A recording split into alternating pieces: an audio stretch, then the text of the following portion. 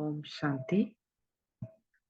हमने अभी last video में सुना था गुलजार दादी, हृदय पुष्पा दादी, मनोहर इंदिरा दादी, गंगे दादी, भगवती दादी, इन सब का अनुभव हमने मम्मा के साथ सुना। अभी हम उससे आगे दूसरी दादियों का भी अनुभव सुनेंगे। ओम शांति। मम्मा ने ही मुझे योग सिखाया और योग्य बनाया।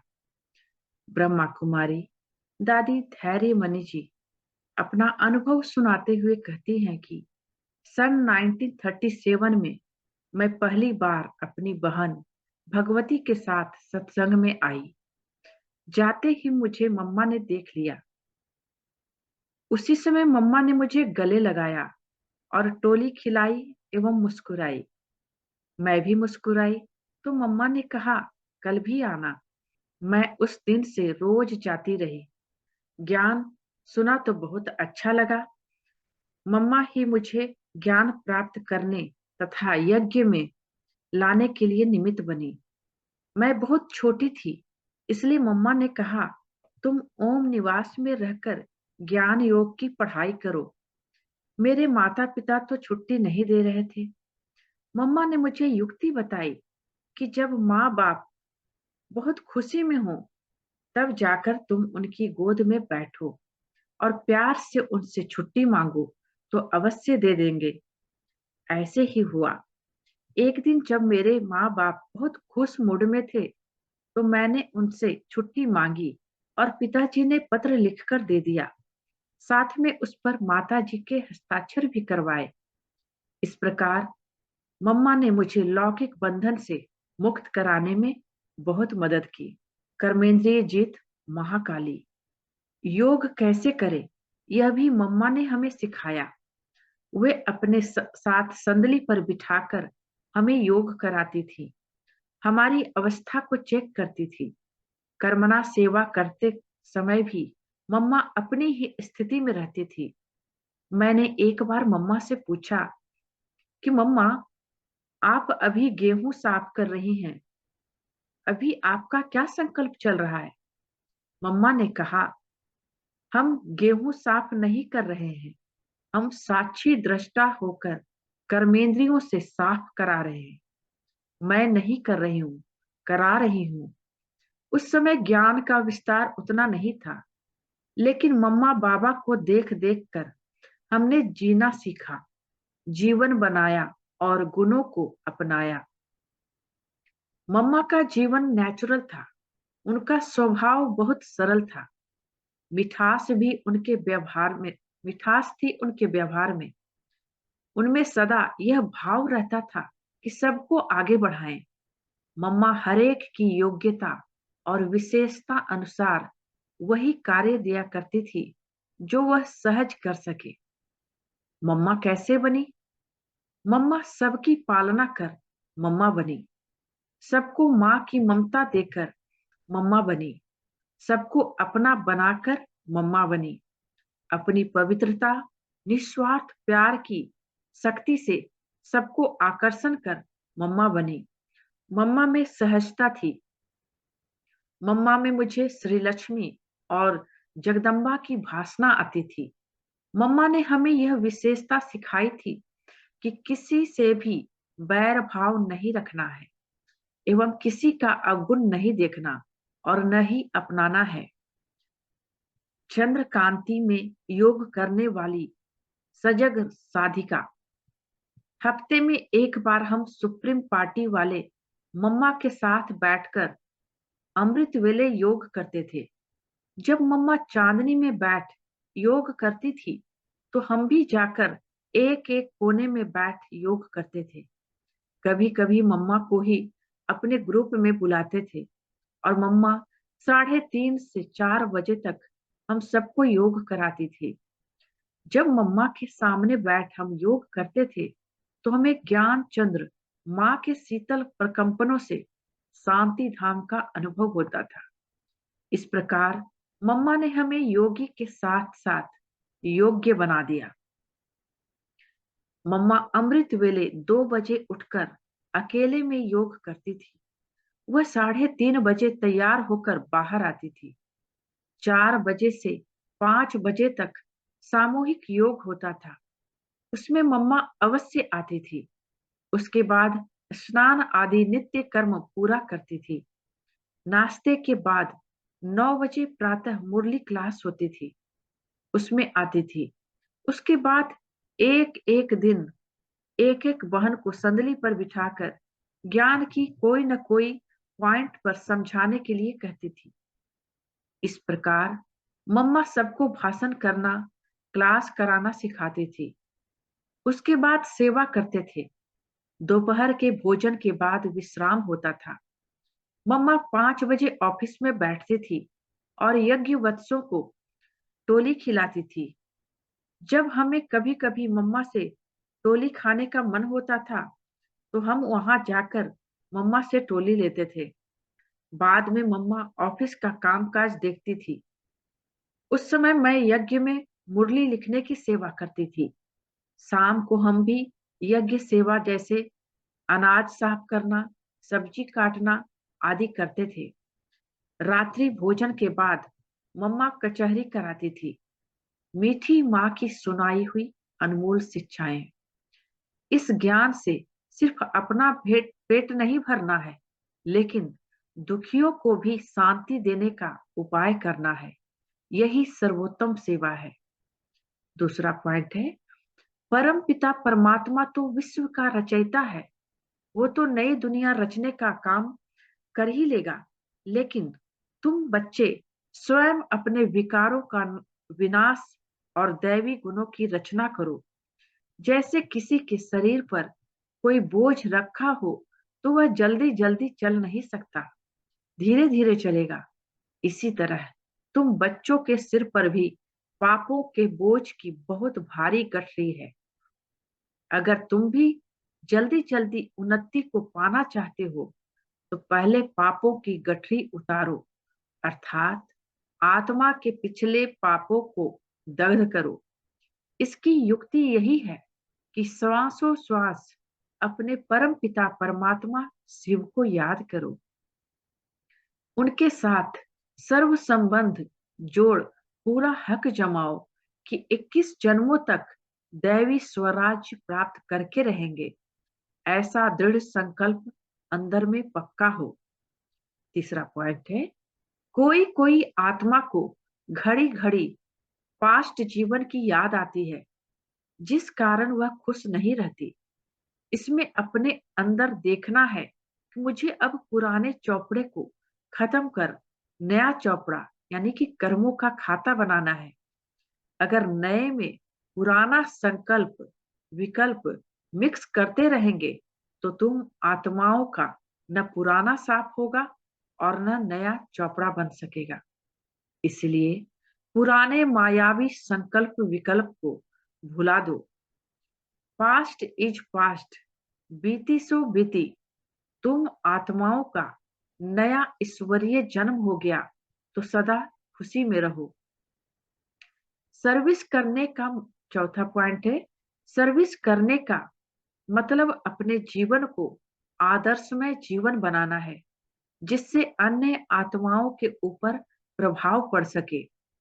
पांचवा पॉइंट, अब तुम सच्चे राम की सच्ची सीताएं बनी हो तो रावण की कोई भी निशानी अपने पास न रखो। नेक्स्ट चैप्टर है, मातेश्वरी जीवन भर अटल अडोल और एक रस रही। ब्रह्मा कुमारी कुंज दादी जी अपना अनुभव सुनाते हुए कहती हैं कि मैं तो बाल अवस्था में बांधेली थी। हम लोगों को यज्ञ में आते ही मम्मा की पूरी पालना मिली। मैं कई बार घर से बिना खाए आती थी। पता नहीं मम्मा को कैसे मालूम हो जाता था। वे हमें बिठाकर खुद भोजन खिलाकर घर भेजती थी और हमारे अंदर हिम्मत और उमंग उत्साह भरती थी। जिन कन्याओं को अपने माँ बाप से छुट्टी नहीं मिलती थी, वे ओम मंडली के ओम स्कूल में पढ़ने आती थी। उनमें से मैं भी एक थी। वहां हमारी पालना मम्मा से होती थी। मम्मा को देखने से ही लगता था कि जैसे वह हमारी माँ है। मम्मा हमें कहती थी कि बांधेरियों को तुम्हें ऐसे छुड़ाना है जैसे कि सती सीता को हनुमान ने रावण से छुड़ाया। मम्मा युक्तियां बताकर, शक्ति भरकर हमें निडर बनाती थी। उस समय मैं 9 साल की थी। मम्मा का शिव बाबा के साथ साथ ड्रामा के ऊपर भी अटल निश्चय था। मम्मा ड्रामा के ऊपर हमें 2-2 घंटे क्लास कराती थी। मम्मा कहा करती थी कि जितना बाबा पर निश्चय है, उतना ही ड्रामा पर भी निश्चय होना चाहिए। तभी आप ईश्वरीय जीवन में एक रस अवस्था में रह सकेंगे। मम्मा के सारे जीवन में हमने देखा कि ड्रामा पर अटल और अचल होने के कारण वे हमेशा एक रस रहती थी। पूरे पूरे युद्ध स्थल यानी यज्ञ के कारोबार में बाबा ने मम्मा को ही आगे रखा। यज्ञ ही मम्मा के नाम पर था। स्थापना के हर एक कार्य में जितनी भी परीक्षाएं आई, मम्मा ने शिव शक्ति सेना का नेतृत्व किया। कितनी भी कठिन परिस्थितियां आई, विघ्न आए, लेकिन मम्मा ने हंसते हंसते अचल अडोल होकर सामना किया और विजय प्राप्त की। सर्व के प्रति समभाव और श्रेष्ठ भाव। यज्ञ में सेवा करते समय एक बहन मुझे दी जाती थी। मुझे कहा जाता था कि उसको साथ लेकर सेवा पूरी करो। मैं मम्मा के पास जाकर कहती थी, मम्मा वो बहुत ढीली ढाली है, बहुत धीरे धीरे काम करती है, मुझे फलाने दो ना, हम दोनों मिलकर जल्दी पूरा करेंगे। तब मम्मा कहा करती थी कि तुम कैसे जानती हो कि वह बहुत ढीली ढाली है। मैं कहती थी, मम्मा मैं रोज देखती हूं ना, साथ में काम करते हुए। मम्मा कहती थी, देखो हर एक में कोई ना कोई कमी कमजोरी होती है। मैं माँ हूं ना, मुझे सबको सेवा का अवसर देकर उनका भाग्य बनाना है। आज उसमें कमी है, तुम्हारे में जो कला है उसको देखते देखते कल जाकर वह अपनी कमी कमजोरियों को भर देगी और एक दिन वह भी तुम्हारे जैसी होशियार बन जाएगी। इसलिए सबको साथ में लेकर चलना है। ऐसे हमें प्यार से समझाकर मम्मा शिक्षा देती थी। मम्मा हर चीज में हमारा ध्यान खिंचवाती थी। एक बार कराची में एक बहन ने शरीर छोड़ा। उसकी मात्र 2-3 दिन ही तबीयत खराब रही। इतने में ही शरीर छोड़ा। मम्मा ने सबको कहा, देखो सबको इसकी मृत्यु से सबक सीखना चाहिए। मृत्यु का कोई भरोसा नहीं। यह नहीं समझो कि हम तो अभी छोटे हैं, जवान हैं, हम तो अभी बहुत दिन जिएंगे। नहीं, काल कभी भी आ सकता है। इसलिए रोज रात सोने से पहले अपने आप से पूछो कि मैं अभी ही शरीर छोड़ने को तैयार हूं। आज ही शिव बाबा का बुलावा आए तो एवर रेडी हूं। युक्ति रचकर बच्चों को योग्य बनाया और आगे बढ़ाया। कराची से ही मैं यज्ञ में राशन डिपार्टमेंट में असिस्टेंट के रूप में सेवा करती थी। डिपार्टमेंट की हेड एक बहन थी। जब वह गई तो मम्मा ने मुझे कहा, कुंज तुम हेड बन, यह डिपार्टमेंट संभालो। मैंने कहा, नहीं मम्मा, मैं हेड नहीं बनूंगी। उस समय तो स्टोर भरपूर था, अब बेगरी पार्ट है। अगर मैं किसी को कुछ ना कहूं तो मुझे क्या कहेंगे।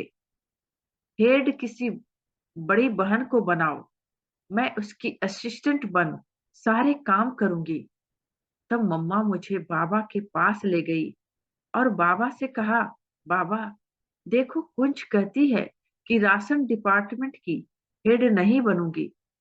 बाबा मुस्कुराए और बोले, ठीक है ना बच्ची, स्टोर शिव बाबा का है, कुंज उसकी इंचार्ज। यह कैसे हो सकता है?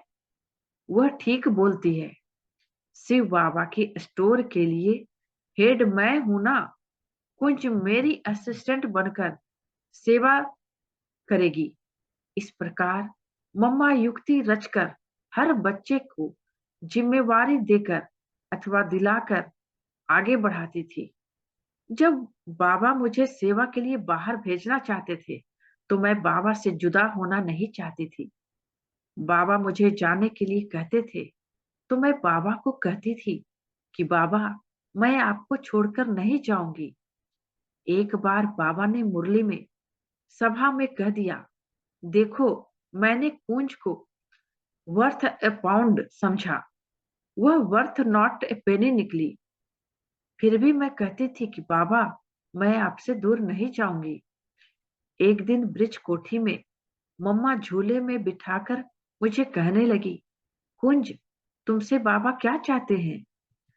मैंने कहा, मम्मा, बाबा चाहते हैं कि मैं सेवा पर जाऊं। मेरे में वो शक्ति नहीं है कि मैं बाबा से दूर रहूं, मुरली सम्मुख सुनने के बदले कागज पर पढूं। यह मेरे से नहीं हो सकता। मैं तो वहां रोती रहूंगी, और रोती रहूंगी तो सेवा कैसे करूंगी? तब मम्मा ने कहा, देखो बच्ची, जब बाबा तुमसे सेवा चाहता है तो वे जरूर तुम्हें शक्ति देंगे। डरो नहीं, बाबा को हाँ कहो, कुछ नहीं होगा, सब ठीक हो जाएगा। ऐसे समझाकर मेरे में ताकत और उत्साह भरकर मम्मा बाबा के पास ले गई और बाबा से कहा कि पूंज सर्विस पर जाने के लिए तैयार है। मगर मैं एकदम चुप रही। बाबा ने कहा, वह कहाँ बोलती है, चुपचाप खड़ी है। तो मैं धीरे धीरे बोली, बाबा, मैं सर्विस पर जाने के लिए तैयार हूँ। मम्मा एक माँ की तरह मेरे में धैर्य, उमंग, उल्लास भरकर बाबा के पास ले गई और सेवा में आगे बढ़ने का सुअवसर प्रदान किया। इस प्रकार मम्मा सब तरह की ट्रेनिंग देती थी।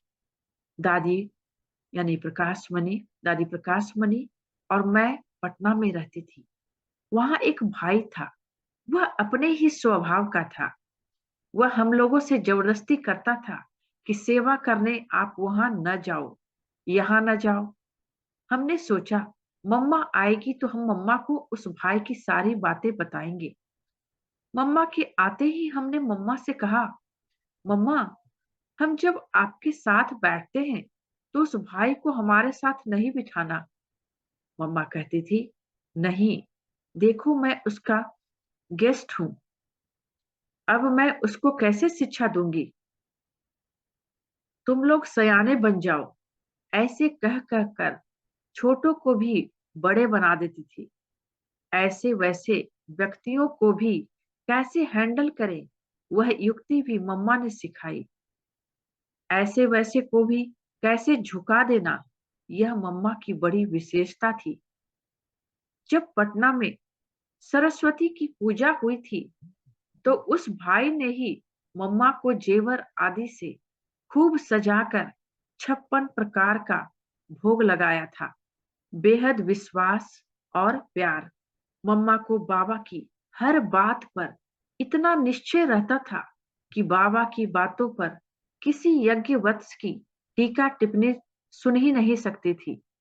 बाबा के महावाक्यों पर बेहद प्यार और विश्वास था। एक बार मैंने मम्मा से कहा, मम्मा देखो, बाबा ने आज इस पॉइंट को बदल दिया। पहले कहता था मैं ज्योतिर्लिंगम हूं, अभी कहता है कि मैं ज्योतिर्बिंदु हूं। यह क्या है? तब मम्मा तपाक से बोली, जब बाबा ने ज्योतिर्लिंगम अथवा ज्योति स्वरूप बताया था, तो तुमको साइज माप कर बताया था क्या कि कितना है? यह बात बिल्कुल मम्मा नहीं सुन सकती थी कि बाबा ने पॉइंट बदल दी। हमें कहा करती थी, उस समय तुम छोटे थे, बिंदु क्या है नहीं समझ सकते थे, कुछ तो समझ में आए, इसलिए बाबा अपना रूप ज्योतिर्लिंगम अथवा ज्योति स्वरूप बताते थे। आज बाबा ने तुमको अपना ओरिजिनल रूप स्वरूप ज्योतिर्बिंदु बता दिया। बाबा का असली रूप ज्योतिर्बिंदु है। गुणों का वही सिंधु है। कराची की बात है, मैं, दादा विश्व किशोर और दादा विश्व रतन आदि मिलकर चित्र बनाते थे। एक दिन में ज्यादा से ज्यादा दो चार चार चित्र बना सकते थे। एक दिन बाबा ने कहा, मम्मा, प्रिंसेस एलिजाबेथ का बर्थडे है। मैं चाहता हूं कि उस दिन उसकी फैमिली के 108 लोगों को ये चित्र जाए। यह हो सकता है? मम्मा ने कहा, जी बाबा। हमारे पास आकर मम्मा ने कहा, देखो, मैंने तो बाबा को हाँ कह दिया है। 15 दिन में 108 चित्र बनाने हैं। तब हमने कहा, मम्मा, एक दिन में मुश्किल से 2-3 चित्र ही बनते हैं। 15 दिनों में 108 चित्र कैसे बन सकते हैं? आप ही बताओ। मम्मा कहती थी, हमें कौन बोल रहा है? बाबा हमें कहे चंद्रमा को उतार कर यहाँ लगाओ, तो भी हमें चंद्रमा को उतार कर यहाँ लगाना चाहिए। बाबा के मुख से यह वाक्य निकला है, तो कैसे नहीं होगा? सच में मम्मा एकदम शक्ति रूपा बनकर पूरे विश्वास से बोलती थी। सचमुच वह काम 2 दिन पहले ही पूरा हो जाता था। इतनी शक्ति और दृढ़ विश्वास था मम्मा में। मम्मा गुणों और शक्तियों की भंडार थी। उनका वर्णन करना किसी से भी साध्य नहीं है। मम्मा का शुरू से ही अव्यक्त और फरिश्ता रूप था। हमारा पुरुषार्थ प्रोग्राम प्रमाण होता है, परंतु मम्मा का पुरुषार्थ नेचुरल था, सहज रीति का था। इसलिए उन्होंने सहज रूप से संपूर्णता को प्राप्त किया। मैंने अनुभव किया है कि मम्मा के अव्यक्त होने के बाद उनकी पूजा अर्थात जगदम्बा की, दुर्गा की पूजा बहुत ज्यादा बढ़ी। अव्यक्त रूप में मम्मा दुर्गा का पाठ बजा रही है।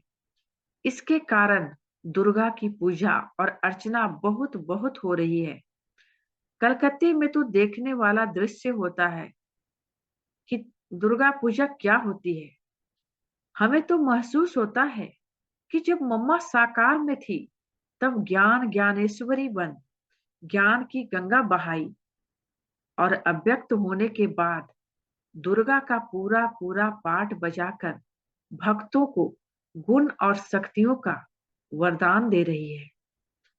मम्मा की जितनी भी महिमा करे, फिर भी कम है। शिव बाबा ने ज्ञान का भंडार देकर हमको ज्ञान से माला माल कर दिया, लेकिन मम्मा ने तो प्रैक्टिकल में जीवन की रीति और नीति सिखाकर हमें महान बना दिया। मम्मा शक्ति थी, गुणदायिनी थी, ममता की मूरत थी। हमारा जीवन बनाया, संवारा और योग्य भी बनाया। Next chapter. मातेश्वरी विश्व में एक अनोखा व्यक्तित्व। ब्रह्मा कुमार भ्राता जगदीश चंद्र जी मम्मा के संबंध में अपने अनुभव सुनाते हुए कहते हैं कि मम्मा का जो प्यार था, मम्मा का जो दुलार था, जो व्यक्तित्व था, वह इतना प्रभावशाली था कि बाबा द्वारा दी जा रही शिक्षाओं का मूर्त रूप था। योगी के लिए गाया हुआ है कि उसका व्यक्तित्व परांत सुखाय होता है। उसके मन में सबके प्रति सद्भावना रहती है, सबके प्रति प्रेम रहता है। वह किसी का भी बुरा नहीं सोचता, वह सबका भला सोचता है। बाबा के जीवन में भी हमने इन बातों को प्रैक्टिकल देखा, सिर्फ कहने मात्र नहीं। जो निंदा करते थे, बाबा ने उनको भी मित्र की तरह ही चलाया। बाबा कहते थे, ये भी मेरे बच्चे हैं ना, इनको ज्ञान नहीं है, इनका कसूर नहीं है। ड्रामा अनुसार इनका यही पार्ट है, क्योंकि इन्होंने अभी समझा नहीं है ना। जब समझ जाएंगे तो ऐसा नहीं करेंगे। इसलिए इनकी बात को बुरा मानने की जरूरत नहीं है। ऐसे ही हमने मम्मा में भी यही विशेषता देखी। उनके जीवन में एक चुंबकीय शक्ति थी। वह इस कारण से थी कि उन्होंने सबको शिशुवत समझा। उनकी यह प्रत्यक्ष अनुभूति थी। व्यवहार उनका ऐसा था जैसे वो सचमुच में साक्षात जगदम्बा थी, चाहे उनकी आयु कुछ भी हो। आप सोचिए, यह देह अभिमान खत्म हो गया ना। जब आयु का भान नहीं, पुरुष है, स्त्री है, इसका भान नहीं, शत्रु है या मित्र है, इसका भान नहीं, किसी भी चीज का देह अभिमान नहीं, तो वह योगी होगा ना। बिना योग के देह अभिमान कैसे चला गया? योग की शक्ति सर्वश्रेष्ठ है। योग बल से ही विजय प्राप्त होती है। विजय माला का मन का बनता है। तो यह हमने मम्मा की जिंदगी में प्रैक्टिकल देखा। भेदभाव रहित बेहद का प्रेम। दिल्ली में एक व्यक्ति था जो अपनी पत्नी को बहुत तंग करता था। पवित्रता के कारण उसके घर में झगड़ा होता था। अपनी पत्नी की मार पिटाई करता था। बहुत बार कहता था कि तुम घर से निकल जाओ। पास वालों और रिश्तेदारों से वह कहता था कि यह ऐसे करती है, वैसे करती है। जब से यह सत्संग में जाती है, तब से घर में ठीक सेवा नहीं करती, बच्चों की ठीक देखभाल नहीं करती। वह गलत बोलता था, क्योंकि जो असली बात थी पवित्रता की, वह कैसे बोल सकता था? वह बहुत बिगड़ा हुआ था अपनी पत्नी पर। एक दिन उस बहन को उसने घर से निकाल दिया। हमने उसको एक महिला आश्रम में रखा जब तक उसका फैसला न हो। उस समय राजौरी गार्डन में मम्मा आई हुई थी। मैं उस महिला आश्रम के प्रधान को मम्मा से मिलाने के लिए ले जा रहा था।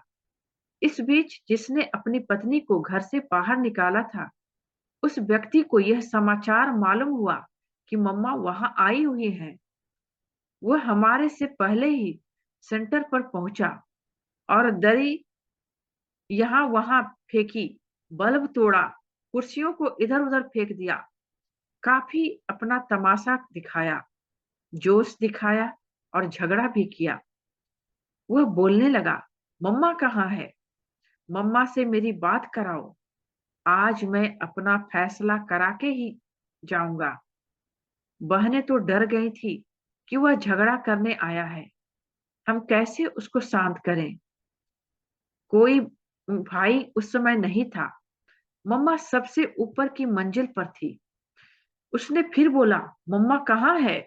आप लोगों ने मम्मा को छिपा कर रखा है, बाहर क्यों नहीं आती? मुझे उनसे बात करनी है, मेरे से बात कराओ। बहनों ने कुछ सुना नहीं तो वह अपने आप उस मकान में घुसा और मम्मा को ऊपर नीचे ढूंढा, लेकिन उसको कहीं मम्मा नहीं मिली। आखिरकार वह सबसे ऊपर की मंजिल पर गया। वहां एक चारपाई थी और एक कुर्सी थी। कुर्सी पर मम्मा बैठी थी। जब वह व्यक्ति वहां पर गया तो मम्मा कुर्सी से उठी और चारपाई पर बैठ गई। मम्मा ने उससे कहा, आओ बच्चे, आओ, बैठो, कैसे आए हो? बहुत प्यार से उसको कहा, आओ बच्चे, कुर्सी पर बैठो। मम्मा के इन शब्दों को सुनते ही वह पानी पानी हो गया और सच्चे मन से मम्मा माँ कहने लगा। वह अपना प्रश्न ही भूल गया, केवल माँ माँ कहता रहा। मम्मा कहने लगी, बोलो बच्चे, कैसे आना हुआ? वह कहने लगा, कुछ नहीं माँ, कुछ नहीं। वह मम्मा से इतना प्रभावित हुआ कि वह शांति और आनंद की अनुभूति में खो गया। मम्मा ने उससे कुछ कहा नहीं था, सिर्फ कहा था कि कैसे आना हुआ। फिर मम्मा ने कहा, आओ बच्चे, यहाँ कुर्सी पर बैठो। वह बड़ी नम्रता से कहने लगा, नहीं माँ, मैं यहाँ नीचे बैठूंगा, वही ठीक है। मम्मा ने फिर कहा तो वह कुर्सी पर बैठ तो गया, लेकिन जब अपनी बात बताने का समय आया तो बता नहीं पाया। मम्मा को देखता रहा, शांति से देखता रहा। मम्मा ने भी उसको दृष्टि दी। उस दृष्टि से उसको बहुत लाभ हुआ और अनुभव भी हुआ। फिर वह वहां से चला गया। बाहर जाकर बोलने लगा कि मम्मा तो बहुत अच्छी है। वह मम्मा के मातृत्व से इतना प्रभावित हुआ कि उसका मन बहुत हल्का हो गया और कहने लगा कि मम्मा कितनी महान है। उसका मन परिवर्तित हो गया। फिर उसने मम्मा से कहा, मम्मा फिर मैं कभी आऊंगा।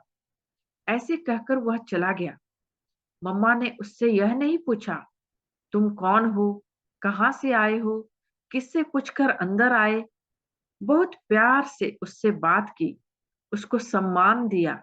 उसका मन परिवर्तित हो गया। अपना हो या पराया, सब कहते थे यह मेरी माँ है। उन दिनों में कई लोग बाबा की भी निंदा करते थे। यज्ञवत्स अपनी निंदा तो सुन लेता है, चलो उसके बाद संस्था की निंदा करे तो भी बर्दाश्त कर लेता है। खास करके जब कोई बाबा की निंदा करने लगे, जिससे हमारा अनन्य प्यार है, जिससे हमने जीवन पाया है, उसके लिए कोई उल्टा सुल्टा खराब बोले तो किसी को भी उत्तेजना होती है। लेकिन यह भी नहीं होना चाहिए।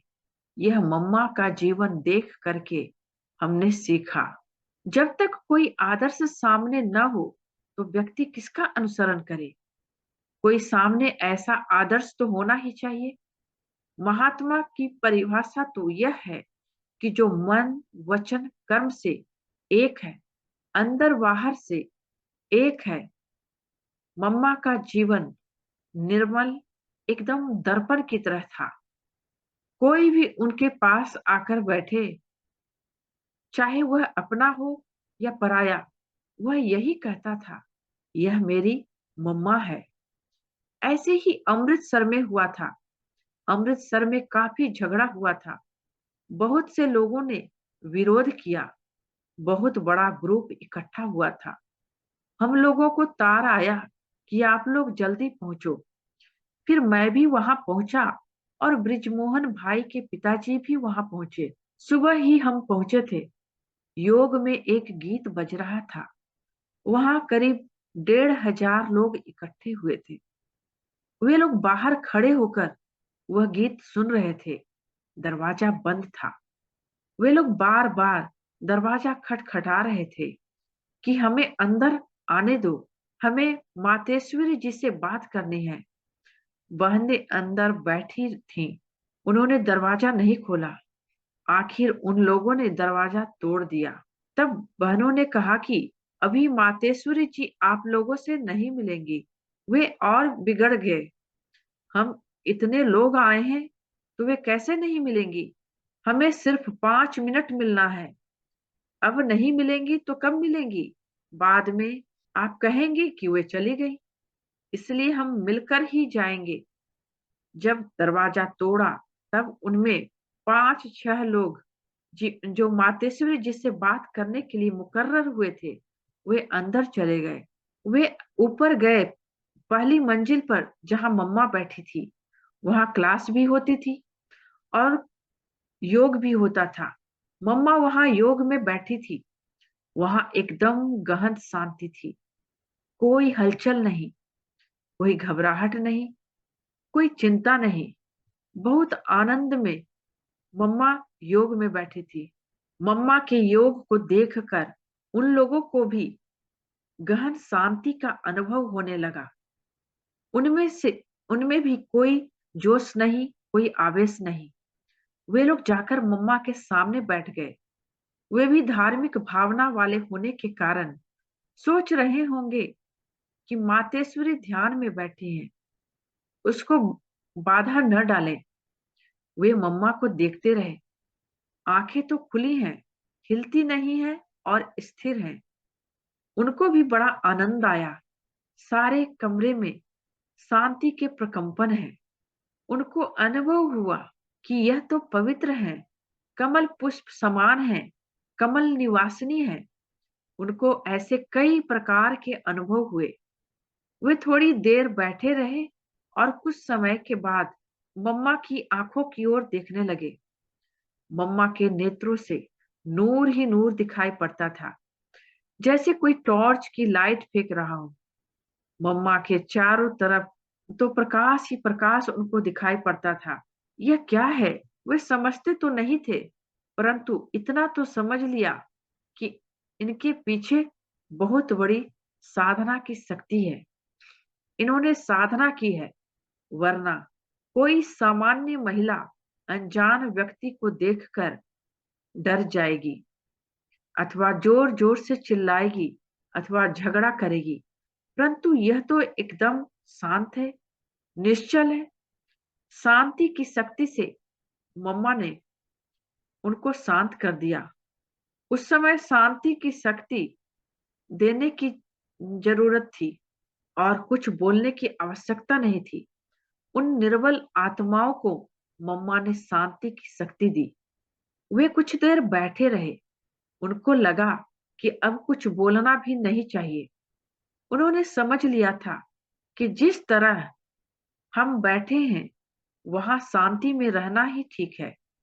उनको भी यह भी मालूम लगा कि यहाँ थोड़ी भी आवाज होना अच्छा नहीं लगता है। खुद उनको एहसास हुआ कि ये कोई आवाज से ऊपर की दुनिया में है। यह असाधारण बात है जो एक जगह पर, एक ही भंगिमा में, एक ही आसन पर काफी देर देर तक बैठी रहे। शरीर को साध लिया, नेत्रों को साध लिया और मन को भी साध लिया। इसलिए इतना स्थिर हो जो बैठी हैं, ये महान है। उनमें कुछ ऐसे भी थे जिन्होंने धार्मिक पुस्तकें पढ़ी थी, भक्ति की थी। वे जानते थे कि योग ऐसा होता है, उसके आसपास ऐसी शांति होती है।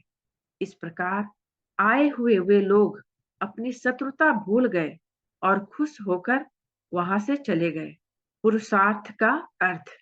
आज भी बाबा हमसे बार बार कहते हैं, बच्चे, आपके योग की अवस्था ऐसी हो जिससे मनसा सेवा कर सको। अंत में ऐसी ही सेवा होगी। लोग बहुत घबराए भी, दुखी भी हुए, अशांत भी होंगे। आप दृष्टि देकर उनको शांति की शक्ति देना। मम्मा के जीवन में तो इन सब प्यारी अवस्थाओं को हमने देखा है। बाबा ने मम्मा को कोई बात बार बार नहीं कही। यही मम्मा की विशेषता थी कि बाबा ने जब कोई एक शिक्षा दी, दोबारा कहने की जरूरत बाबा को नहीं रही। जी हाँ कह के मम्मा ने उसको अपने जीवन में लाया। इसको कहते हैं पुरुषार्थ। मम्मा खुद मुरली सुनाती थी, अपनी वाणी चलाती थी, तो कहती थी कि जब आप कहते हो कि मैं पुरुषार्थी हूं, तो आप यह पुरुषार्थी शब्द किस भाव से कहते हो, किस प्रसंग में कहते हो? जब आपसे कोई गलती हो जाती है, नुकसान हो जाता है, तो दूसरे को कहते हो, भाई मैं अभी पुरुषार्थी हूं ना। गोया आप पुरुषार्थी शब्द का भाव यह लेते हो कि पुरुषार्थी माना जिसमें कमियां हो, कमजोरियां हो, गलती व भूल करता रहता हो। यह पुरुषार्थी का मतलब नहीं है। पुरुषार्थी सच्चे अर्थ में उसको कहा जाता है जिसको एक बार कोई बात समझाने के बाद फिर दोबारा समझाने की जरूरत न रहे। यह है सच्चा पुरुषार्थ। ऐसा पुरुषार्थ करना है, यह हमने प्रैक्टिकल उनके जीवन में देखा। बाबा ने जो शिक्षा दी उसे उन्होंने उसी तरह से पालन किया और आचरण में लाया। बाबा के सामीप्य का आधार परिवर्तन। बाबा ने उनको निमित्त बनाया, क्योंकि मम्मा ने थोड़े समय में उन गुणों को अपने जीवन में धारण कर लिया, जिनको धारण करने में अभी तक सब लगे हुए हैं। संस्कार बदलना चाहते हैं, बदलते नहीं हैं। मम्मा ने बड़ी जल्दी से अपने संस्कारों को परिवर्तन कर लिया। यह कमाल थी मम्मा की। दृढ़ निश्चय कैसे? मम्मा का निश्चय बहुत दृढ़ और अटूट था। निश्चय के भी कई प्रकार होते हैं। हर एक का निश्चय एक जैसा नहीं होता। कई मानते हैं कि शिव बाबा आ गए हैं, दुनिया बहुत खराब हो चुकी है, यह वह सारी बातों में निश्चय होगा, लेकिन इस दुनिया का विनाश हो जाएगा। यह कैसे होगा? उन्हें समझ में नहीं आता। कल्प की आयु 5000 वर्ष है, तो कई लोग कह देते हैं कि इन बातों में अभी तक हमारा निश्चय नहीं है। वे क्लास में रोज आते हैं, मुरली रोज सुनते हैं, हम बाबा के बच्चे हैं, यह भी कहते हैं, लेकिन 100% निश्चय हो, जिसको संपूर्ण निश्चय कहा जाता है, उनमें वह नहीं होता है। एक है संपूर्ण निश्चय, दूसरा है दृढ़ निश्चय। मम्मा कभी अपने उस निश्चय से हिली नहीं। इस ज्ञान में भी बहुत प्रगति आती गई। कोई कह सकता है कि थोड़ा थोड़ा अंतर आता गया। सबसे पहले सब इतनी गहरी बातों को, महीन बातों को समझ नहीं सकते थे, तो बाबा ने पहले पहले जो बातें बताई और बाद में जो बातें बताई, उनमें अगर कोई ध्यान दे तो थोड़ा थोड़ा अंतर है। मिसाल के तौर से पहले यह कहा जाता था कि आत्मा अंगुष्ठ रूप है, तो बाद में यह कहा गया कि वह ज्योति बिंदु है। वह अब अंगुष्ठ तो बड़ा होता है, ज्योति बिंदु छोटा होता है। कई उपनिषदों में भी इस बात का उल्लेख है कि आत्मा अंगुष्ठ रूप है। तो यहाँ भी पहले पहले यही कहा जाता था कि आत्मा अंगुष्ठाकार है। फिर यह समझाया गया कि आत्मा बहुत सूक्ष्म है। अंगुष्ठ रूप कैसे हो सकती है? कई लोगों का मानना है कि आत्मा के कई शरीर हैं।